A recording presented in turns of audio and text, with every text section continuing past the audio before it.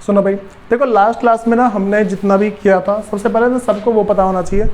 तो देखो वैसे ना थोड़ा सा डिफरेंट मैटर है, सिर्फ आज की क्लास के लिए। जो लास्ट क्लास की बात है वो सिर्फ आज की क्लास में काम नहीं आएगा, सारी सारी चीज़ नहीं होगी हमारे पास, ठीक है। अब सुनो, जो हमारे पास ना अगला चैप्टर है वो method of calculating national income है, ठीक है। और हिंदी में हमारे पास है राष्ट्रीय आय के आकलन की विधि। भाई चैप्टर का पहले नाम डाल लो,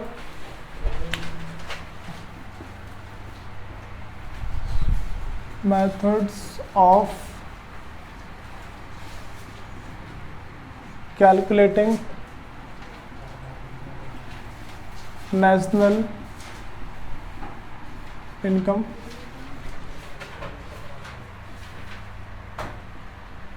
राष्ट्रीय आय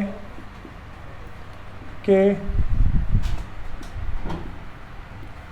आकलन की विधियां।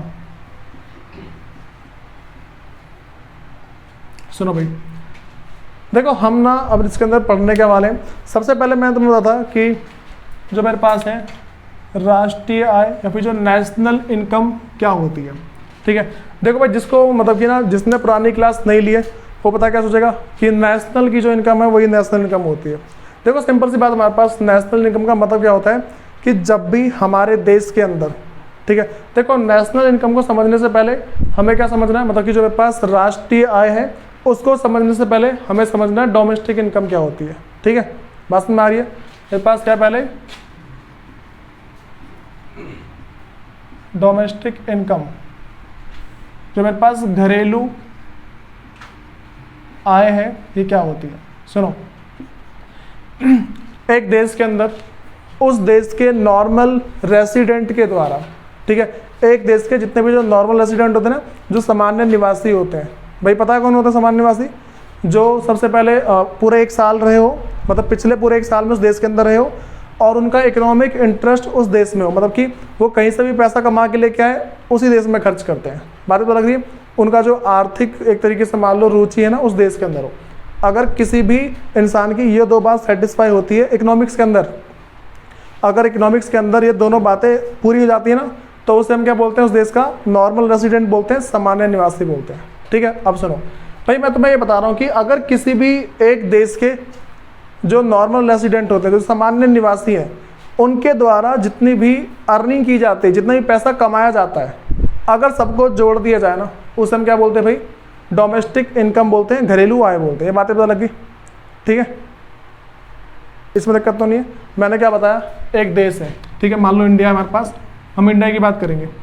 इंडिया है, इंडिया के जितने भी नॉर्मल रेसिडेंट है, जो मेरे पास क्या है, नॉर्मल रेसिडेंट है, जो सामान्य निवासी है, इन सब के द्वारा जो भी पैसा कमाया गया है, ठीक है, अगर मैं सबको ऐड कर दूं, मैं इसको क्या बोल दूंगा भाई, डोमेस्टिक इनकम बोलूंगा, घरेलू आय बोल दूंगा। अब मैं बात करता हूं कि मेरे पास जो डोमेस्टिक इनकम है, जो घरेलू आय है, हम इससे नेशनल इनकम पे कैसे पहुंचते हैं। जो मेरे पास राष्ट्रीय आय है, इस पे कैसे पहुंचते हैं। भाई तुम सबको ये वाला एग्जाम्पल याद होगा, मैंने बहुत बार दिया वाला एग्जाम्पल। देखो हमारे देश के कुछ लोग उस देश में काम कर रहे होंगे, बातें तो लग रही है। हमारे देश के कुछ लोग, ये मेरे पास इंडिया है, ये मेरे पास अमेरिका है, ठीक है, तो इंडिया के जो कुछ लोग हैं वो उस देश में काम कर रहे होंगे, बातें तो लगी। और उस देश के कुछ लोग हमारे देश में काम कर रहे होंगे, ठीक। मैं एग्जांपल ले रहा हूँ वही दोबारा पुराना वाला। मान लो कि हमारे देश के लोगों ने कमाए हैं 10 लाख रुपए, हमारे देश में, हमारे देश के लोगों ने कितना कमाया भाई, 10 लाख रुपए, ठीक है। अदर कंट्री के लोगों ने, ये जो इस कंट्री के लोग हैं, उन्होंने इस कंट्री में आके जो पैसा कमाया है वो कमाया है 1 लाख रुपए, ठीक है। ये बातें पता लगी, क्या कमाया उन्होंने, 1 लाख रुपए। तो टोटल कितना होगा भाई मेरे पास, 11 लाख रुपए हो गया, ठीक है। फिर अब सेम तरीके से इस कंट्री ने ना, मान लो टोटल कमाया है 20 लाख रुपए। कितना कमाया भाई टोटल, 20 लाख रुपए। और हमारे देश के लोगों ने इस देश में जाके जो पैसा कमाया वो कमाया 2 लाख रुपए। कितना कमाया भाई, 2 लाख रुपए। इस देश की टोटल जो अर्निंग कितनी होगी, 22 लाख। ये बातें पता लग रही है। इस देश की जो टोटल अर्निंग कितनी होगी मेरे पास, 22 लाख, ठीक है। हमारे देश के लोगों ने इस देश में कितना कमाया, 2 लाख रुपए। अगर मैं इस 2 लाख को अपने देश की अर्निंग में ऐड कर दूं और जो उस कंट्री के लोगों ने जो 1 लाख रुपए कमाए अगर इसको माइनस कर दूं, बातें तो लग रही, क्या बोल रहा हूँ मैं, कि जो मेरे पास टोटल जो मेरे पास यहाँ पे 11 लाख है, इस 11 लाख में अगर मैं इस 2 लाख को आके ऐड कर दूं और इस 1 लाख को इसमें से माइनस कर दूं, ठीक है, कितना आ जाएगा मेरे पास, कितना आ रहा है, 12 आ रहा है, ठीक है। 11 लाख में 2 प्लस किया 13 हो गया, और जो 1 लाख रुपए उस कंट्री के लोगों ने हमारी कंट्री में कमाया है, कितना कमाया फिर उस कंट्री ने, 1 लाख, तो इस 1 लाख को माइनस करना पड़ेगा ना, तो ये जो 1 लाख रुपए जो इसमें से माइनस कर देंगे मेरे पास कितना आ जाएगा फिर, 12 लाख। बात इतना लगी, इसमें अभी कौन कंफ्यूज है बताओ पहले, कोई नहीं है ना भाई। ये जो मेरे पास 12 लाख है ना, इसको हम क्या बोल देंगे, नेशनल इनकम। बातें पता लगी, कोई दिक्कत तो नहीं इसके अंदर भाई। इसके सारे टॉपिक वैसे हो रखे हैं। अब जो हमारे पास क्या है कि हम पढ़ने वाले हैं जो राष्ट्रीय आय के आकलन की विधियां है, method of calculating national income, ठीक है। सबको पहली क्लास याद है, income is equal to expenditure is equal to value addition बोल देते हैं वैसे, ठीक है। इसके बारे में बताऊंगा क्या होता है, मतलब कि जो भी हमने जितने का सामान बनाया है, ये तो हो गया ना भाई। इसमें हमारे पास ये था कि अगर एक देश के अंदर जितनी वैल्यू एडिशन की जाती है, अच्छा मैं तुम्हें बताता हूँ ना, 12 जितना हम सामान बना रहे हैं, बात समझ आ रही है, जैसे मान के चलो कि जितना हम सामान बना रहे हैं उस सामान की कीमत किसी की इनकम होगी और वही किसी का खर्चा होगा। भाई दोबारा बताने की जरूरत तो नहीं है, सुनो भाई फिर भी एक बार हल्का सा बता रहा हूँ ताकि समझ जाओ कि क्या क्या चीज़ है उसके अंदर।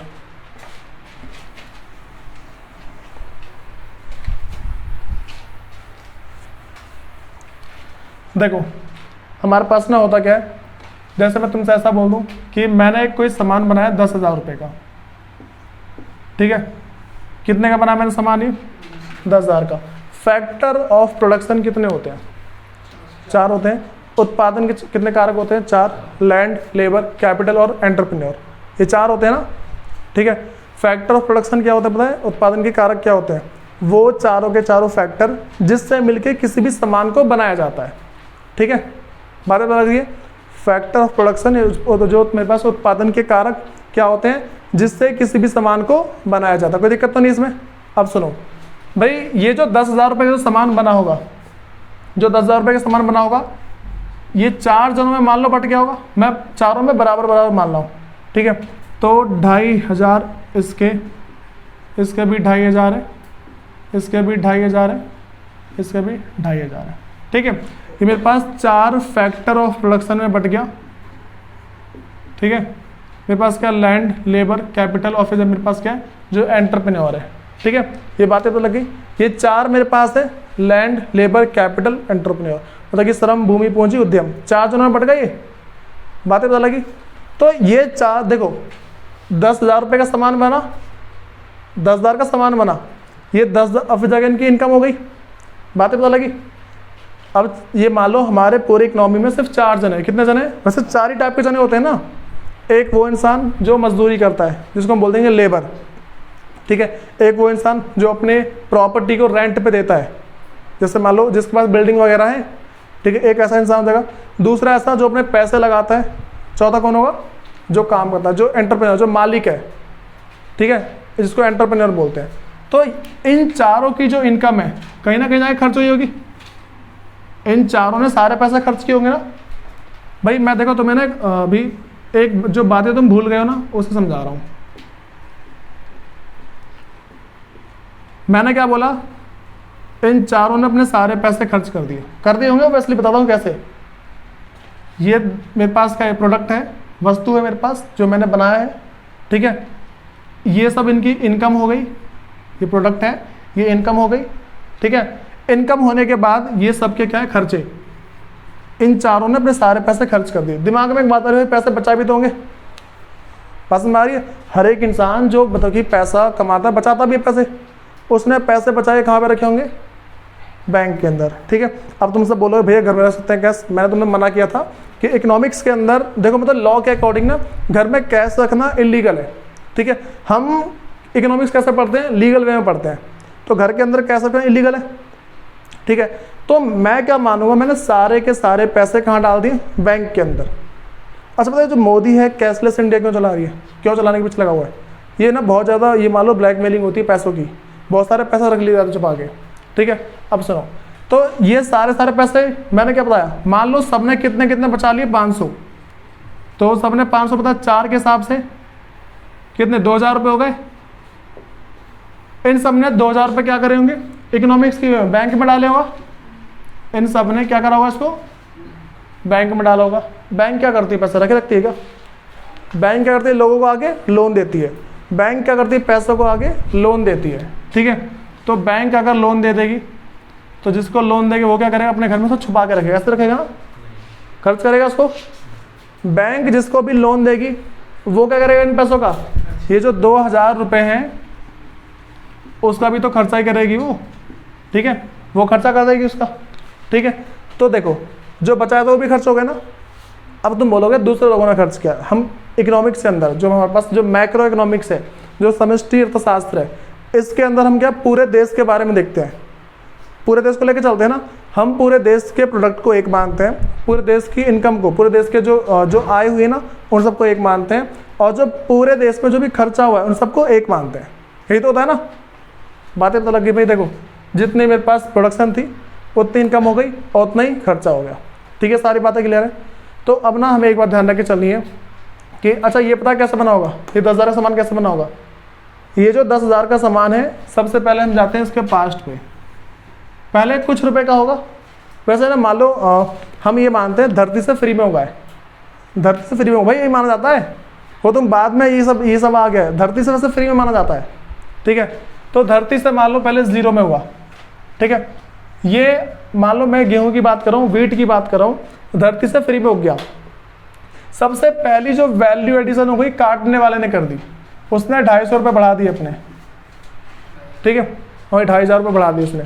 0 रुपये था, जिसने इसको काटा और जो मार्केट में लेके आ गया ना उसने इसमें कितने रुपए बढ़ा दिए, 250 रुपये, ठीक है। अच्छा 2,500 बार वही बोल रहा हूँ मैं। तो उसके बाद अगले पे आए, ये देखो इसने क्या किया, पहले इंसान ने क्या किया, ये जो 2,500 रुपये का सामान है इसको मार्केट में लेके आया। दूसरे इंसान ने क्या किया, इसको मार्केट में जो लेके आया था ना उसने 2,500 रुपये और देखो 2,500 पहले से थे, 2,500 रुपये इसमें और बढ़ा दिए, ठीक है। तो इसने क्या किया, इस गेहूं को पीसा, ठीक है, और ना पीसने के बाद ना दोबारा बेच दिया। 2,500 रुपये का गेहूँ था, उसने अपने 2,500 रुपये अपनी प्रॉफिट के लिए लगा लिए और उसने 5,000 रुपये में मार्केट में बेच दिया, ठीक है। तो इसने क्या बेचा भाई, आटा बेचा। आटा किसके पास दिया होगा, किसी बेकरी वाले के पास मान लेता हूँ मैं। उसने क्या किया भाई, यहाँ पे 5,000 रुपये के सामान में 2,500 रुपये की अपनी वैल्यू बढ़ा दी, इसने और कीमत बढ़ाई ना, बात समझ आ रही है। इसने क्या किया, और कीमत बढ़ा दी। इसने क्या किया, 5,000 रुपये के आटे का ब्रेड बनाया और इसने 7,500 रुपये में बेच दिया। वैसे बेचा होगा क्या, नहीं बेचा, सिर्फ उसने बनाया होगा, ठीक है। उसके बाद कौन आती है भाई, सरकार आती है, ठीक है। सरकार क्या करती है, सरकार ने लगा दिया टैक्स, ठीक है। तो 7,500 और प्लस मेरे पास जो 2,500 है, टोटल कितना आ गया मेरे पास, 10,000। अच्छा वैसे ना ये टैक्स हम लेके नहीं चलते, ठीक है, बता रहा हूँ क्यों। हम टैक्स देखो हमारे पास इकोनॉमिक्स में कितने सेक्टर होते हैं, 4। इकोनॉमिक्स के 4 सेक्टर होते हैं, हाउस होल्ड, ठीक है, और फिर जाके प्रोडक्ट प्रोड्यूसर, फिर गवर्नमेंट और एक्शनल, मतलब कि पहले मेरे पास है परिवार क्षेत्र, उत्पादक क्षेत्र और सरकार, और फिर विदेशी क्षेत्र, ये 4 होते हैं, ठीक है। ये 4 सेक्टर है मेरे पास। उन चारों में से मैंने तुमसे कहा था कि अगर फैक्टर की बात चल रही है गवर्नमेंट नहीं आएगी। बात सुना रही है मैं क्या बोल रहा हूँ, अगर कभी भी हम गवर्नमेंट को लेके आ जाते हैं तो ये जो लागत है ना, अच्छा मुझे बताओ गवर्नमेंट ने कोई कीमत, इसकी कीमत कैसे बढ़ाई। मान लो ये मेरे पास डस्टर है, ये 15 रुपये का बना, गवर्नमेंट ने कल से बोल दिया डस्टर 5,000 रुपये का बिकेगा, कुछ वैल्यू एडिशन हुई इसमें कुछ भी बढ़ा, वैसा का वैसा ही है, वैसा ही है नहीं। लेकिन अगर सरकार ऐसा करती कि डस्टर है, ठीक है, और सरकार ने ऐसा किया इसको सोने का बना के बेचना शुरू कर दिया, इसी को सोने की लेयर बनाई तो बेचा, सरकार ने क्या किया, इसकी वैल्यू एडिशन की है, ठीक। तो अभी मार्केट प्राइस पे नहीं आए, ठीक है। अब सुनो, तो मैंने क्या बताया भाई, यहाँ पे ना एक और था, जो रिटेलर था ना, ये तो बनाने वाला है, बनाने वाले ने रिटेलर को दे दिया, रिटेलर ने अपना प्रॉफिट जोड़ा, भाई जो बांटता है सब दुकान में जाके उसने अपना प्रॉफिट जोड़ा और 10,000 का सामान बनाया। देखो सबसे पहला ये जो मेरे पास वैल्यू एडिशन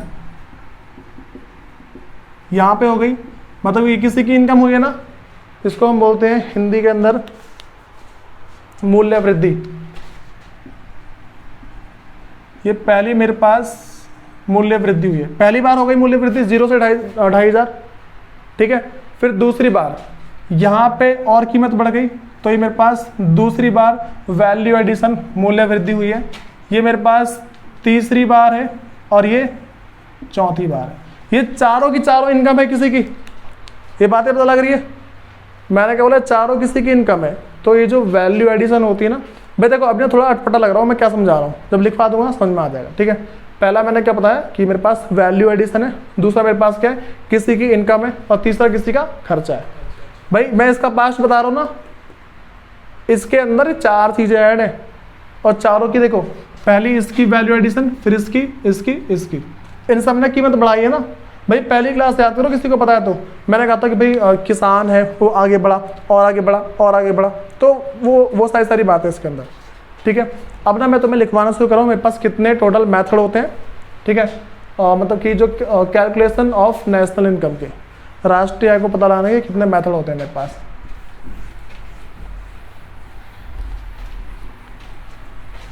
भाई एक हेडिंग डाल लो, method of calculating national income. वैसे ना वही डली पड़ी, चैप्टर का नाम ही वही है।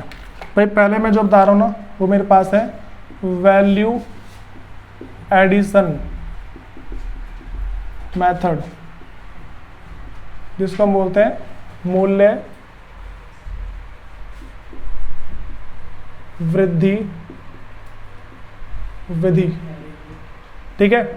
ये पहली बात समझ आ गई। मेरे पास क्या पहला वैल्यू एडिशन मेथड है, इसको हम बोलते हैं मूल्य वृद्धि विधि। जो मेरे पास दूसरा है वो है मेरे पास इनकम मेथड है,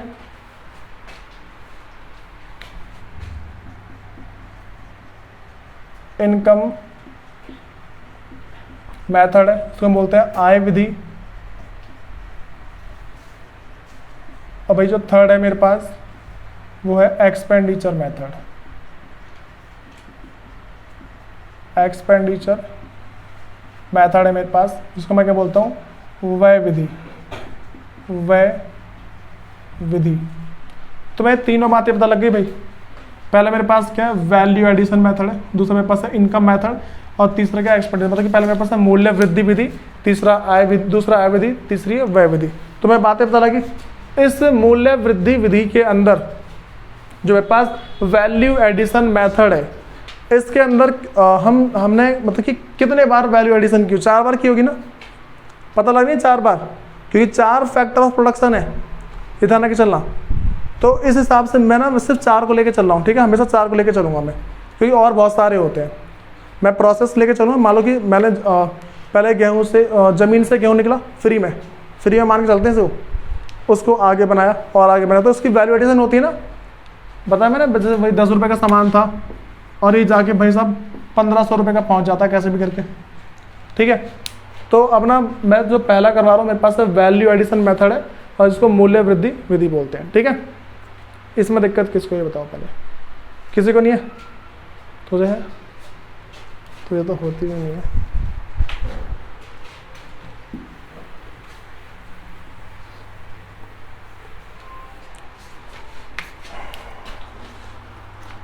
भाई सबसे पहले किसको ये लग रहा है कि जो मूल्य वृद्धि विधि है इसको मेरे को मतलब कि एक तरीके से प्रोडक्ट मेथड लिखना चाहिए, मतलब कि उत्पाद विधि लिखनी चाहिए, लग रहा है किसी को? प्रोडक्शन लिखना चाहिए।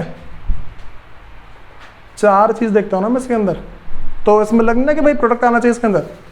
अरे यार वही तो बता दो, मैंने 10,000 का नहीं बताता भाई, 10,000 का मेरे पास क्या था यहाँ पे, वस्तु थी ना, प्रोडक्ट था ना ये। तो हम ना इसको उत्पाद लिख के चलेंगे, ठीक है। इस तरह क्या बोल सकते हैं, प्रोडक्ट मेथड बोल सकते हैं, इसको हम उत्पाद विधि भी बोल सकते हैं। देखो मैंने क्या समझाया था अभी, सुनो। मैंने अभी जस्ट थोड़ी देर पहले तुम्हें बताया था कि जो मेरे पास जो 10,000 रुपये थे वो उसका पास्ट क्या था। तो एक उत्पाद था ना मेरे पास, एक प्रोडक्ट को बनाया था, तो वही तो पूरा प्रोसेस है, तो उसको हम ये भी बोल सकते हैं। ठीक, अब सुनो भाई, सबसे पहले ना हमें इसकी ना कुछ बेसिक बातें समझनी है कि हमें किन किन चीज़ों को ऐड करना है और किन किन चीज़ों को ऐड नहीं करना। लेकिन सबसे पहले इसकी डेफिनेशन डालो, समझ में आ गया वैसे क्या है, लिखो इसकी डेफिनेशन पहले भाई, पहले हिंदी वाला लिख लो। मूल्य वृद्धि विधि, मूल्य वृद्धि विधि एक लेखा वर्ष के दौरान, एक लेखा वर्ष के दौरान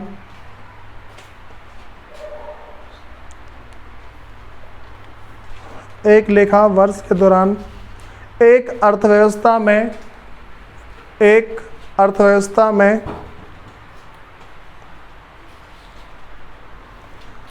प्रत्येक उत्पादक उद्यम द्वारा, प्रत्येक उत्पादक उद्यम द्वारा की गई मूल्य वृद्धि, की गई मूल्य वृद्धि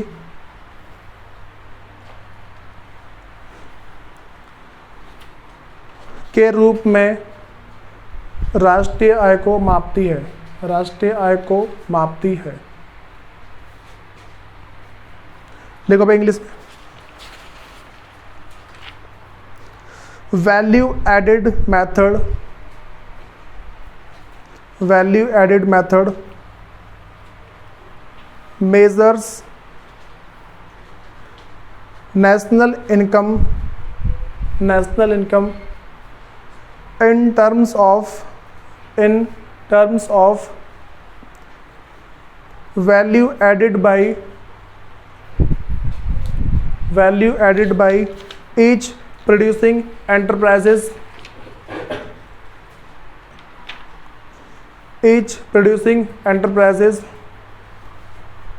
value added by each producing enterprises in the economy, each producing enterprises in the economy during an accounting year, during an accounting year।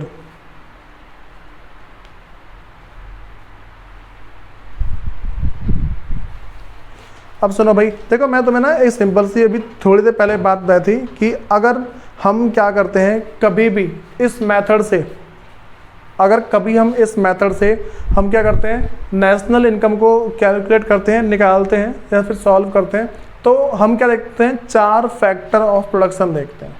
ठीक है, बात समझ में आ रही है? जो भी मैंने जहाँ जहाँ पे वैल्यू एडिशन करी है, ठीक है, उन सब की बातें देखता हूँ। मैं तुम्हें इसका एग्जाम्पल देता हूँ बड़ा अच्छा सा। मैं तुम्हें ना जैसे मान लो किसी सामान को बनाने की बात करता हूँ, उसमें चारों का यूज़ बताऊँगा। पहले मेरे पास है लैंड, लेबर, कैपिटल, मेरे पास एंटरप्रेन्योर है। ठीक है, जो मेरे पास मान लो श्रम, भूमि, पूंजी, उद्यम है। ठीक है, सुनो, लैंड, लेबर, कैपिटल और एंटरप्रेन्योर है। अब इन चारों के अंदर भाई किसी को एल तो नहीं लग रहा? लग रहा है? सुनो, तो भाई लैंड, लेबर, कैपिटल, एंटरप्रेन्योर है। अब ना इसके अंदर हमें एक बात समझनी है। सबसे पहला, मेरे पास ज़मीन है, ठीक है, मैं अगर इस ज़मीन पे काम करता हूँ, मैं मान लो कोई सा कच्चा माल लेके आया, ठीक है, इस ज़मीन पे मैंने काम किया, तो इस ज़मीन पे काम करने पे क्या होगा, अगर ये ज़मीन नहीं होगी तो मैं काम कर पाऊँगा? नहीं कर पाऊँगा? नहीं होगा ना। पहली वैल्यू एडिशन इसने कर दी। ठीक है, बात समझ आ रही है? जो पहली जो मेरे पास वैल्यू एडिशन है, जो लैंड है, इसका जो किराया है, इसका जो रेंट है, मैं कहाँ से निकालूंगा? जो मैं सामान बना रहा हूँ। ये बातें पता लगी? जो सामान मैं बना रहा हूँ उसका किराया किससे निकालूंगा? मैं उसी से निकालूंगा ना जिसको बनाऊंगा मैं। भाई कॉमन सेंस लगाओ। मान लो रोड पे एक समोसे वाले की दुकान है, तो उसने अपनी सारी की सारी कीमत एक समोसे के अंदर डाल रखी है। उसने अपने एम्प्लॉय का खर्चा, ठीक है, साबुन, तेल, जो भी खर्च करता है ना वो सारा खर्चा उसी से निकालता है, समोसे से। पता लग रही है बात है तुम्हें? किसी को अटपटा तो नहीं लग रहा? हाँ, वो तेज ना बनाओ, ठीक है। ये कह रहा है कि वो यहाँ से खर्चा हमसे निकालते हो। यहाँ सुनो, ये पहले रेंट हो गया, ठीक है, उसके बाद लेबर। भाई देखो, लेबर की जो बातें हैं, जो लेबर की जो सैलरी है, जो इसका जो ये मान लो जो उसके श्रमिक है, ठीक है, जो इसको सैलरी दी जाती है, तो जो सैलरी मैंने इसको दी, अच्छा इसको ना दिहाड़ी दी जाती है, ठीक है, सैलरी नहीं दी जाती, इसको वेजेस दिया जाता है, दिहाड़ी दी जाती है। ठीक है। तो जो इसको मैंने वेजेस दिया है उसका खर्चा कहाँ से निकालूंगा मैं, उसी सामान से इसको मैं बना रहा हूँ, मैं समोसा लेके चल रहा हूँ, ठीक है। तो पहला मैंने बताया रेंट को निकालूंगा मैं समोसे में से, ठीक है, मतलब उसका खर्चा समोसे में जोड़ूंगा, ठीक। और जिसको मैंने वेजेस पे किया उसे भी समोसे में जोड़ूंगा, ठीक है। भाई कुछ अटपटा तो नहीं लग रहा किसी को, ये कॉमन सेंस की बात है थोड़ी सी। फिर अगला जो कैपिटल, भाई जो मैंने किसी से पैसे उधार लिए होंगे, कैपिटल पे जो इंटरेस्ट जाएगा, ठीक है, उस ब्याज को भी कहाँ से पेमेंट करूँगा, उसी समोसे में जोड़ दूंगा उसे भी, ठीक। ये पता है समोसा इतने समोसे महंगे कैसे हो रहे हैं, इसी कारण है। अब उसके बाद जो एंटरप्रेन्योर, भाई इसको भी तो प्रॉफिट चाहिए, जो इसको ये जो लाभ चाहिए कहाँ से मिलेगा, ठीक है, भाई वो भी उसी समोसे में जोड़ेगा। तो देखो पहली वैल्यू एडिशन, दूसरी वैल्यू एडिशन, तीसरी वैल्यू एडिशन और जो चौथी वैल्यू एडिशन है, ये बातें तो लगी। भाई 4 जगह मैंने वैल्यू एडिशन करी, अगर मैं इन चारों को जोड़ देता हूँ ना, बात समझ आ रही है, अगर मैं इन चारों को जोड़ता हूँ, अच्छा ये बात तो पता है ना, हम पूरे भारत की बात लेके चल रहे हैं, पूरे इंडिया की बात लेके चल रहे हैं, सिर्फ एक समोसे के ऊपर नहीं टिका। तो मैंने क्या बोला यहाँ पे, मैं इसको जोड़ दूँ, इसको जोड़ दूँ, इसको जोड़ दूँ, अगर मैं इन चारों को जोड़ता हूँ, ठीक, तो मेरे पास आप निकलेगा GDP at MP, GDP at MP। यहाँ पे अंकित खड़ा हो जा,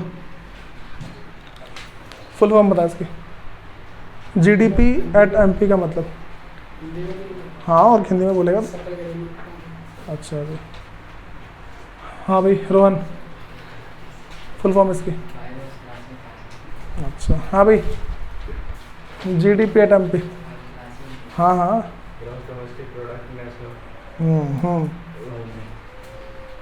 बोलो बोलो बोलो, मैंने क्लास शुरू होने से पहले कहा था रिवाइज कर लो। भाई मेरे पास है gross domestic product at market price है, ठीक है, बात समझ आ रही है, बाजार कीमत पर सकल घरेलू उत्पाद है, बात समझ आ गई, कोई दिक्कत है इसके अंदर किसी को? भाई तुम्हें बताओ, देखो भाई समझो हमारे पास क्या है, मैंने क्या बताया था इसको कि जो मेरे पास GDP एट MP, समझाओ एक बार, मेरे पास ग्रॉस डोमेस्टिक प्रोडक्ट और किस पे, एट मार्केट प्राइस, ठीक है। मार्केट प्राइस का मतलब क्या है, मुझे ये बताओ कि मैंने इन चारों को जो मैंने, इसको जो मैंने रेंट दिया होगा, इसको जो मैंने वेजेस पे किया, जो इसको मैंने इसकी जो दिहाड़ी दी होगी वो, और जो कैपिटल पे जो मैंने इंटरेस्ट दिया होगा, जो मैंने ब्याज पे किया होगा, और जो मैंने एंटरप्रेन्योर को जो प्रॉफिट दिया होगा, जो मैंने उसको लाभ दिया होगा, ये चारों के चारों मार्केट प्राइस पे होंगे, फिर कॉस्ट प्राइस पे होंगे, मार्केट पे होंगे ना। पता है अगर मैं कॉस्ट पे दूंगा तो क्या हो जाएगा, अगर मैं इसको कॉस्ट पे देता हूँ ना, तो जितने का मैं कच्चा माल खरीद के लाया था ना, सिर्फ उतना जाएगा ये, बात समझ आ रही है। मैं जितने का, देखो मैंने क्या बोला, आलू मान लो 5 रुपये किलो, ठीक है, मान लो सिर्फ आलू 5 रुपये किलो है, ठीक है, तो वही मेरे पास सिर्फ फैक्टर कॉस्ट पे सिर्फ वह निकलेगा। अगर सिर्फ मैं कॉस्ट की बात कर दूँ ना, मैं मार्केट प्राइस पे ना जाऊँ, ठीक है, तो सिर्फ वो छोटा सा अमाउंट निकल के आएगा, ये सब नहीं पहुँच, इस पर पहुँचेंगे नहीं। तुम्हें लग रहा है इन सब में टैक्स जुड़ा होगा, भाई मैं जिसको रेंट दूंगा उस पर टैक्स जुड़ा होगा, इन सब पर टैक्स जुड़ा होगा ना, तो मार्केट प्राइस पे नहीं पहुँच गए। हम मार्केट प्राइस पे कब पहुँचते हैं, फैक्टर कॉस्ट है, फैक्टर कॉस्ट में जब मैं रेंट ऐड कर दूँ, मतलब कि जो मेरे पास टैक्स है उसको ऐड कर दूँ, और गवर्नमेंट ने जो सब्सिडी दी है उसे माइनस कर दूँ, ठीक है, बात समझ आ रही है मैं क्या बता रहा हूँ। मान के चल लो, अच्छा तुम्हें ना, जैसे मान लो जो मार्केट में आलू आ रहे हैं, जो मार्केट में आलू है, भाई इसमें भी सब्सिडी लगी हुई है, जो मार्केट में जो पालक ले रहे हैं उसमें सब्सिडी है गवर्नमेंट की। दूसरी बात बता रहा हूँ, जो मिल्क है, दूध में क्या लिखा होता है, दूध के पैकेट पे लिखा होता है इंक्लूसिव ऑफ ऑल टैक्सेस, ठीक है। इसका मतलब क्या होता है, भाई दूध ना एक्चुअल में तुम्हारे पास 80 या 100 रुपये लीटर होता है, 80 से 100 रुपये लीटर होता है हमारे पास। लेकिन वाइट रिवॉल्यूशन पढ़ा था 9th क्लास में, श्वेत क्रांति पढ़ा है, उसके अंदर क्या बता रखा है कि भाई जो भी इंडियन है उन सबको दूध, और मतलब दूध मिलना चाहिए। और जो ग्रीन रिवॉल्यूशन है, जो हरित क्रांति है, उसमें क्या लिखा था कि भाई सबको हरी सब्जी खाने को मिले, मतलब अनाज का उत्पादन ज़्यादा किया जाए, यही तो बात थी ना। तो भाई जब से मेरे पास ये जो वाइट रिवॉल्यूशन चला है ना, जो मेरे पास श्वेत क्रांति चली है, तब से दूध की बात चलती है, तब से गवर्नमेंट ने दूध पे सब्सिडी देना शुरू कर दिया है, ठीक है। पता लग रही क्या बात है, सरकार जो थोड़ी सी हेल्प करती है ना, कंपनी को देती है कि भाई ये लो इसका दाम कम कर। देखो मेरे पास क्या था, मान लो मैं कह रहा हूँ कि 100 रुपये लीटर है दूध, कितना कंपनी कितने रुपये लीटर बेच रही है भाई, 100 रुपये लीटर बेच रही है कंपनी, तो ये जो 100 रुपये लीटर जो हमारे पास दूध है, इसमें पहले गवर्नमेंट ने टैक्स लगाया हुआ, ठीक है। जैसे ही इसमें 10 रुपये टैक्स लगा दी, कितने का हो गया मेरे पास 110 रुपये पर लीटर, ऐसा हो गया ना। अब तुम्हें लग रहा है गरीब लोग इसको अफोर्ड कर पाएंगे, ठीक है भाई। देखो हमारे से लोग नहीं कर पाएंगे, सही में नहीं कर पाएंगे, ठीक।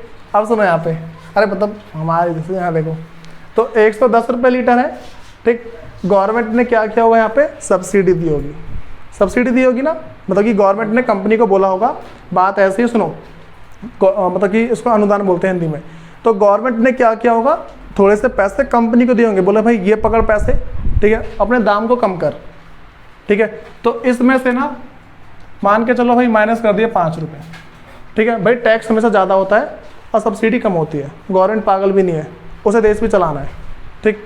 तो 10 रुपये में से 5, अब कितने रुपये लीटर पड़ गया भाई 115, इसको, ठीक है, अच्छा 105 है, ठीक है, 105 रुपये लीटर पड़ गया। ये बात ही पता लगी तुम्हें, ये बात पता लगती है।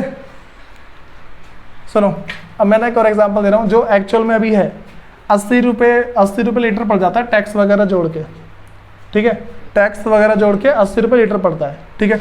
तो इस 80 रुपये में ना जो गवर्नमेंट क्या करती है, 20 रुपये सब्सिडी दे देती है अपनी तरफ से, ठीक है। 20 रुपये में सब्सिडी देती है, तो हमें कितना पड़ता है भाई 60 रुपये लीटर पड़ता है, 60 रुपये पड़ता है ना, 60 के आसपास ही पड़ता है भाई, ठीक है, जो भी है 60 रुपये लीटर पड़ता है। फुल क्रीम मिलती है 60 की, जितने की मिलती है 10 रुपये। देखो तो फुल क्रीम तुम्हें 60 की मिल रही है, मतलब कि फुल क्रीम का मतलब है तुम्हें भैंस का दूध मिल रहा है 60 रुपये में, यही होता है, ठीक है। तो देखो, तो मेरे पास 60 रुपये का ये कैसे आया भाई, सब्सिडी के साथ, तो ये सारा इसमें इंक्लूड होगा ना। बस भाई देखो इन सबको बताने का मेरा मोटिव एक ही था कि अगर हम कभी भी जो 4 फैक्टर ऑफ प्रोडक्शन है, अगर इसको हम जोड़ते हैं ना, तो GDP एट MP पे पहुँच जाते हैं, ठीक है। बात समझ में आ गई भाई। इसका मतलब है जो मेरे पास GDP का फुल पता है सबको, ठीक है, सकल घरेलू उत्पाद मेरे पास हिंदी में है, ठीक है, ग्रॉस डोमेस्टिक प्रोडक्ट है। और मार्केट प्राइस पे, अगर मार्केट प्राइस पे क्यों आ गया, क्योंकि टैक्स ऐड है और सब्सिडी माइनस है पहले से ही। तो मैं क्या ध्यान रख के चलना, तुम कभी भी सुन जाओ भाई, मैंने क्या बोला, कभी भी अगर तुम जो वैल्यू एडिशन मेथड जो मेरे पास मूल्य वृद्धि विधि है, तुम इससे कभी भी GDP कैलकुलेट करते हो, ठीक है, तो तुम किस पर निकालोगे भाई इसे, MP पे, मार्केट प्राइस पे, बाजार कीमत पे, ठीक है। बातें तो लग गई है, मार्केट प्राइस पे, जो मेरे पास क्या है भाई, बाजार कीमत पे। मैं देखो आज की क्लास कैसे भी हो जा रही है, लेकिन नेक्स्ट क्लास में अगर ना रिवाइज किसी ने नहीं किया, मैं गारंटी दे रहा हूँ कुछ पॉसिबल नहीं है। फिर आज की क्लास सिर्फ खिचड़ी है मान लो। तो मैं इसके अंदर मैंने इसकी डेफिनेशन लिखवा दी है ना, इसकी डेफिनेशन लिखवा दी है मैंने। सुनो अब भाई, अब मैं तुम्हें ना सबसे पहले बताता हूँ कि हमारे पास वैल्यू एडिड का मतलब क्या होता है, मूल्य वृद्धि। बहुत बार बोला मैंने मूल्य वृद्धि, मूल्य वृद्धि मैं इसको समझा दिया, अब थोड़ा बहुत लिखवाने की बात आती है, ठीक है। एक हेडिंग डाल लो वैल्यू एडिड, या फिर जो हमारे पास है मूल्य वृद्धि, वैल्यू एडेड मूल्य वृद्धि। सुनो भाई, मैं तो मैंने इसमें से एक सिंपल सी बस बात बोलूंगा। मैंने एक सामान बनाया, कहाँ गया, ये बनाया, ठीक है। सुनो, मैंने डस्टर बनाया, तो मुझे बताओ अगर मैं इसको मार्केट में 15 रुपये का बेच रहा हूँ, कितना बेच रहा हूँ मैं इसको, मैं 15, मैंने 15 का बनाया होगा इसको, अब इसने हाँ कहा था, ठीक है। तो क्या भाई 15 का नहीं बना होगा, नहीं, तो इसका मतलब ये है कि मैंने इसको जितने का बनाया वो अलग होगा और जितने का बेच रहा हूँ वो अलग होगा, ठीक है। बात समझ में आ गई। तो मैं क्या बोल रहा हूँ कि अगर मैं तुम्हें यहाँ पे ऐसा बोल दूँ कि जो मेरे पास इसका जो वैल्यू ऑफ प्रोडक्ट है, ठीक है, मतलब कि उत्पाद का जो मूल्य है, ये मैं इसको 15 लेके चल लूँ, एक बार मैं इसको 15 लेके चल रहा हूँ, ठीक। इसमें से मैं यहाँ पे मान लो 12 रुपये माइनस कर रहा हूँ, ठीक। ये मेरे पास क्या है, जितने का मैं इसको बेच रहा हूँ, बस में आ रही है। ये मेरे पास वो है जितने का मैं इसको बेच रहा हूँ, और ये वो है जितने मैंने इसको बनाया है।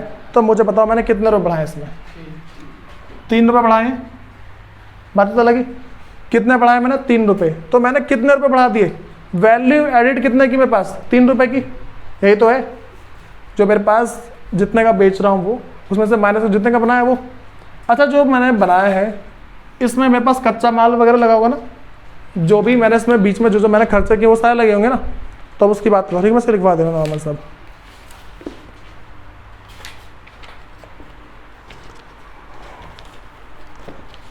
सुनो भाई, तो मैं क्या बता रहा हूँ उसमें, मैं अगर सिंपल सी बात कर दूँ, वैल्यू एडिड की जो मेरे पास मूल्य वृद्धि की बात कर दूँ, मूल्य वृद्धि कैसे निकालता हूँ भाई मैं, जो मेरे पास वैल्यू ऑफ आउटपुट, ये मेरे पास आउटपुट है ना निकल के जो लास्ट में आया है, ठीक है, इस वैल्यू ऑफ आउटपुट में से वैल्यू ऑफ आउटपुट मतलब कि जो मेरे पास उत्पाद का मूल्य, उत्पाद का मूल्य, इसमें से अगर मैं माइनस करता हूं, ठीक है, इसमें से क्या माइनस करूंगा, जितना मैंने इसमें सामान लगाया है ये तो माइनस करूंगा ना, तो इसमें सिंपल सा बोल दूंगा जो मेरे पास intermediate consumption,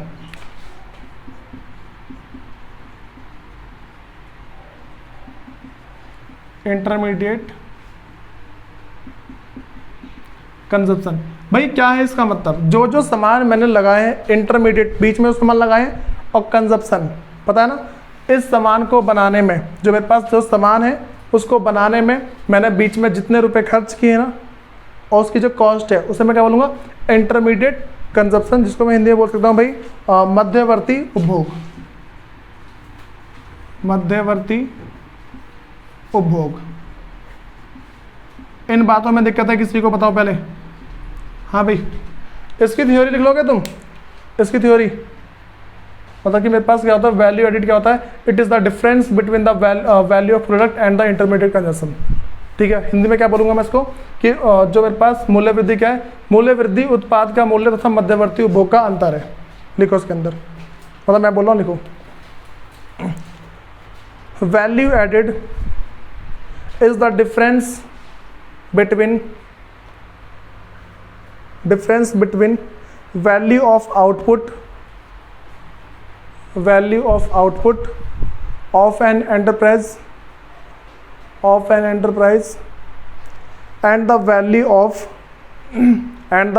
of its intermediate consumption. Value of output of an enterprise and the value of its intermediate consumption. लिखो भाई हिंदी के अंदर, मूल्य वृद्धि, लिख लिया, एक ऐसा बच्चा बैठा हुआ है, लिखो भाई फिर भी, मूल्य वृद्धि किसी उद्यम के उत्पाद के मूल्य तथा उत्पाद के मूल्य तथा इसके मध्यवर्ती उपभोग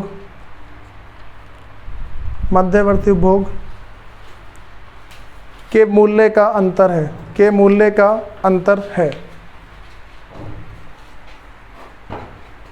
सुनो भाई, अब ना हम थोड़ा इसके बारे में समझेंगे, इसके बारे में पता लगे सबको, हम थोड़ा इसके बारे में समझेंगे और फिर इसके बारे में समझेंगे, ठीक है। हम पहले बात करते हैं कि वैल्यू ऑफ आउटपुट, जो मेरे पास आउटपुट है वो है क्या, ठीक है।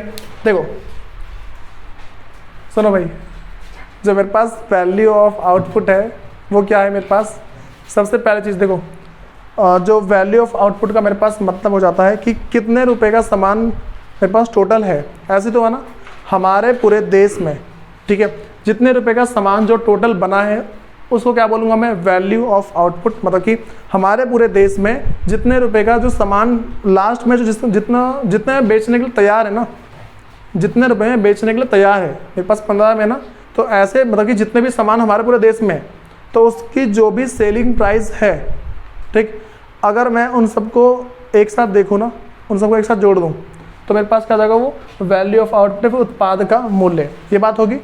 अब मुझे बताओ कि मैंने जितना सामान बनाया हुआ सारा बिक गया होगा क्या, कुछ बचा होगा लास्ट में, ऐसा तो होगा ना कि भाई हमेशा बचता ही बचता है, हमेशा जितना मैंने सामान बनाया वो सारा का सारा नहीं बिका होगा, ठीक है। अगर सारा नहीं बिका होगा तो मेरे पास अनसोल्ड स्टॉक बचा होगा, बिना बिका हुआ माल बचा होगा ना, तो हम उसको भी ऐड कर देंगे इसी के अंदर। देखो जो मेरे पास बिक गया वो क्या, नहीं एक ही साल की बात करते हैं, ये साल है मेरे पास, ठीक है। इस साल में जितना बिक गया, लास्ट में जो बच गया उसको भी जोड़ देते हैं, ठीक। मान लो मेरे पास ऐसे हमारी पूरी इकोनॉमी में ऐसे 10 डस्टर है, ठीक है। तो 12 बिक गए और 3 बच गए, ठीक है। 12 बिक गए और कितने बच गए भाई, 3 बच गए, ऐसा 15 है मान लो, 15 है, अरे समझा यहाँ पे मेरे माइंड में 15 था, सुनो 15 है, 15 में से 12 बिक गए और 3 बच गए, ठीक है। कितने बचे हैं, 3। तो ये जो 3 बचे हैं इसको भी जब मैं इसमें जोड़ दूंगा, टोटल 15 है ना, तो उसको हम बोल देंगे उत्पाद का मूल्य, फिर उत्पाद का मूल्य या फिर वैल्यू ऑफ आउटपुट, ठीक है। देखो जो बिक गया है वो, और जो बचा हुआ है ना उसको भी हमें सबको जोड़ना है, ठीक है। कोई दिक्कत तो नहीं इसमें। तो इसके नीचे लिखना शुरू कर दो कि भाई हम बात करते हैं वैल्यू ऑफ आउटपुट का मतलब क्या होता है। वैल्यू ऑफ आउटपुट जो मेरे पास उत्पाद का मूल्य है,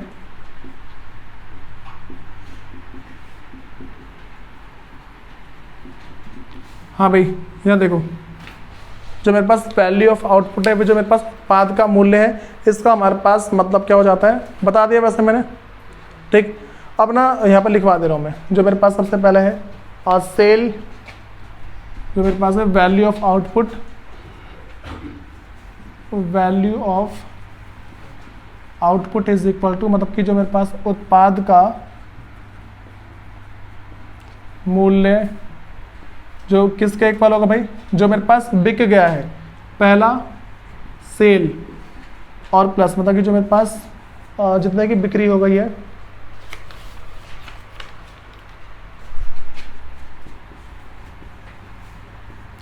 बिक्री, और इसमें हमें क्या प्लस कर देना भाई, अनसोल्ड स्टॉक, बिना बिका हुआ माल, बिना बिका हुआ माल। इन बातों में किसी को दिक्कत है भाई? देखो ये चीज़ हमारे पास होती है। अब मैं इसकी जैसे इसकी डेफिनेशन लिखवाई है वैसे इसकी नहीं लिखवाऊंगी भाई, इसकी भी लिखवाऊँ।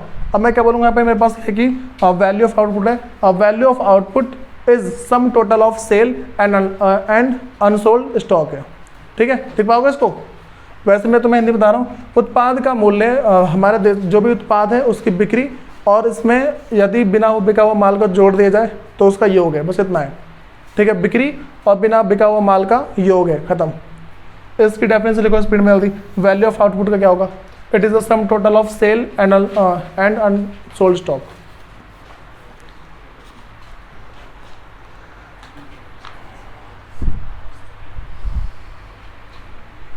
भाई इसमें दिक्कत तो नहीं किसी को? अच्छा भाई मुझे एक बात बताओ, हमें कैसे पता लगेगा कितना माल बच गया? हाँ भाई हमें कैसे पता लगेगा कितना माल बच गया? तुम बोलोगे बचा हुआ जो रखा हुआ है वो है, हम उसको गिनेंगे अब? हाँ ऐसा कुछ नहीं है, जो मेरे पास स्टार्टिंग में था वो और जो लास्ट में वो, उसको माइनस कर दो, बचेगा। चलो बताऊँगा, ठीक है। पहले से करो, ऐसा करो पहले, हो गए? जिसको इकोनॉमिक्स नहीं आती ना खूब बोलता है वैसे वो। हाँ तो हमें सारी भाषा पता होनी चाहिए ना।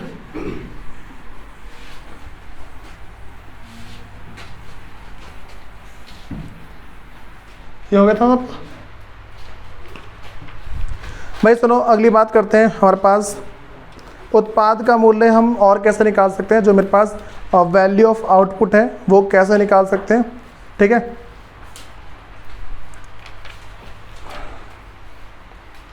चलो वो सब छोड़ो, अगली बात करते हैं। चेंज इन स्टॉक के बारे में बात कर रहे हैं भाई। चेंज इन का सिंबल पता है किसी को? किसी को पता चेंज इन का सिंबल पता है? चेंज इन डेल्टा बोलते हैं इसे, ठीक है। सिंबल किसका है? मेरे पास है चेंज इन, ठीक है। मतलब कि मैं परिवर्तन, बात में आ गई? ये मैं परिवर्तन का सिंबल है। मैं बोल दूँ कि स्टॉक में परिवर्तन, तो स्टॉक डेल्टा और एस लगा दूंगा, ठीक है। बातें तो लगी। अब देखो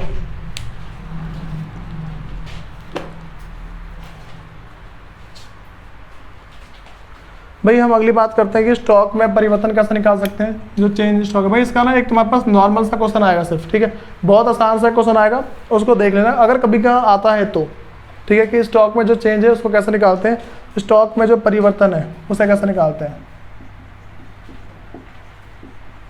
स्टॉक में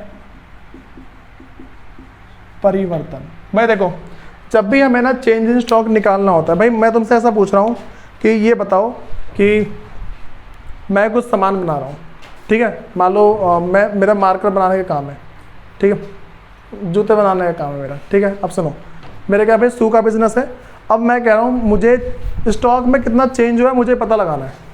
स्टॉक में मेरे पास कितना चेंज आ गया, स्टार्टिंग में कितना था और लास्ट में पहुँचते पहुँचते चेंज कितना है, बीच का डिफरेंस कितना है, कैसे निकालूंगा, बीच का कितना माल बिक गया कैसे निकालूंगा मैं। तो वही मैं बता रहा हूँ, क्या करते हैं, सुनो भाई मेरे पास क्या है, देखो ये बातें तो क्या बता रहा हूँ मैं, बीच में कितना माल मेरा चेंज हो गया, कितना स्टॉक चेंज हुआ है, हम इसकी बात कर रहे हैं। तो किसकी बात चल रही है, चेंज इन स्टॉक की बात चल रही है, जो मेरे पास स्टॉक में परिवर्तन है इसकी बात चल रही है। कैसे निकालूंगा, जो मेरे पास साल के लास्ट में जो मेरे पास स्टॉक बचा हुआ है वो, उसमें से जो स्टार्टिंग वाला है उसको माइनस कर दो, पता लग जाएगा कितने की बिक्री हुई है, पता लग जाएगा। अब सुनो, तो यहाँ पे क्या करूँगा मैं,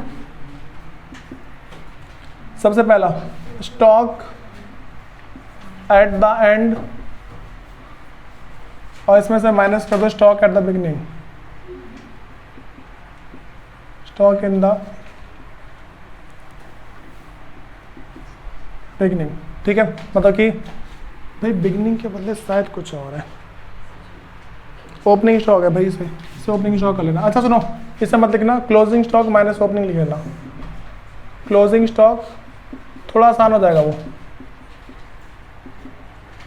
ओपनिंग स्टॉक लिख लिया कोई बात नहीं, लेकिन ना ये थोड़ा बेटर है, ठीक है, क्योंकि वर्डिंग तुम्हारे पास ये आएगी। मेरे पास जो है अंतिम स्टॉक और इसमें से माइनस करना हमें प्रारंभिक, खेल गया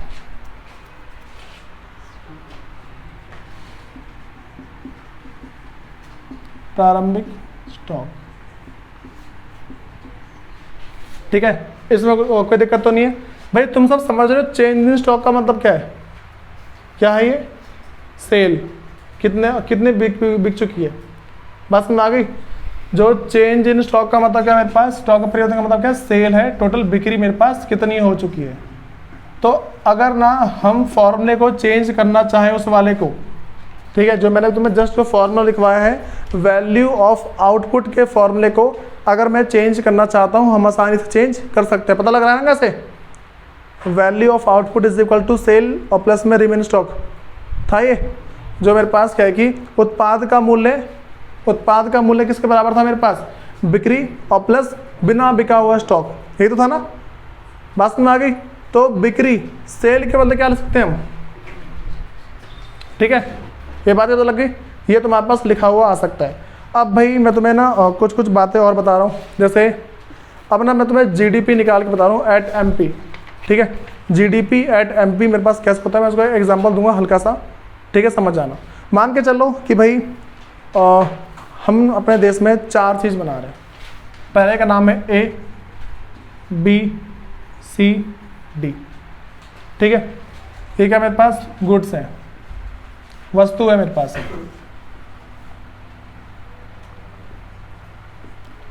तो अब ना मेरे पास इसके 2 प्राइस होते हैं, ठीक है, एक मेरे पास क्या होगा, वैल्यू ऑफ स्टॉक होगा, ठीक, उत्पाद का मूल्य होगा पहला, जितने में मैं बेचूंगा, ठीक, बस में आ रही है।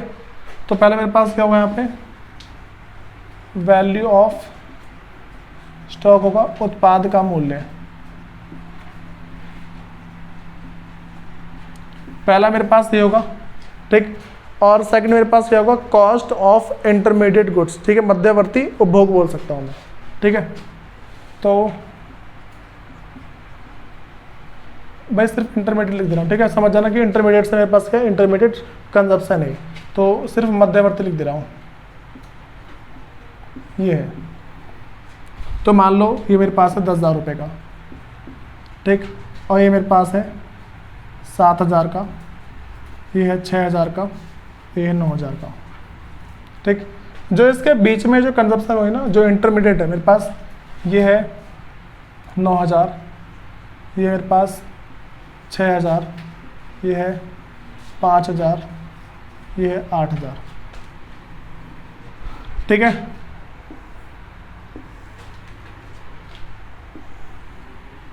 इन बातों में दिक्कत तो नहीं पड़ेगी किसी को। अब मेरे पास ये बताओ कि जो मैंने वैल्यू एडिशन की है, जो मैंने मूल्य वृद्धि की है, वो यहाँ पे आ जाएगा वैल्यू एडिड,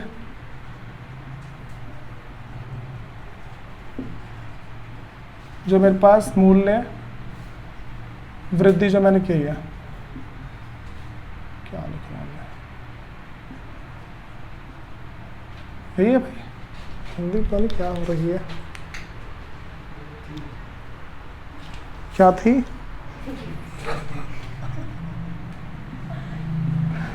वृद्धि जो की है। सुनो कितने है इसमें, सब में ज़्यादा रहा है, पता लग रहा है, ठीक है ना। तो इसमें 1,000 है, इसमें 1,000 है, इसमें 1,000 है, और इसमें 1,000, चारों में 1,000 हो गए। अगर मैं इन चारों को ऐड करता हूं तो क्या निकल के आएगा ये,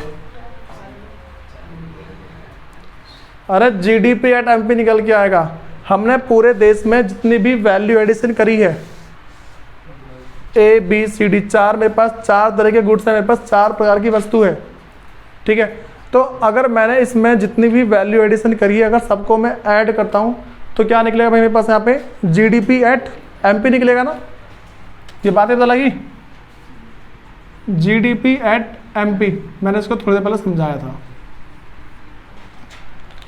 मैंने क्या बताया, हमारे पूरे देश के अंदर ना भाई जितनी भी हमने वैल्यू एडिशन करी होती है, अगर मैं उसको ऐड कर देता हूँ तो मेरे पास क्या निकल के आता है यहाँ पे, वह जीडीपी एट एमपी। तो बस एक बात ध्यान रख के चलने की, कभी भी अगर हम ना जो वैल्यू एडिशन मेथड यूज़ करते हैं उसमें क्या होगा, बस एमपी याद रख के चलना और बाकी सारी हो जाएगी बातें। जीडीपी एट एमपी होता है, बस इतनी बातें हैं। अगर तुम इस एमपी का बोले ना फिर बताऊँगा मैं, ठीक है। कल उसे नोट डाउन एक बार।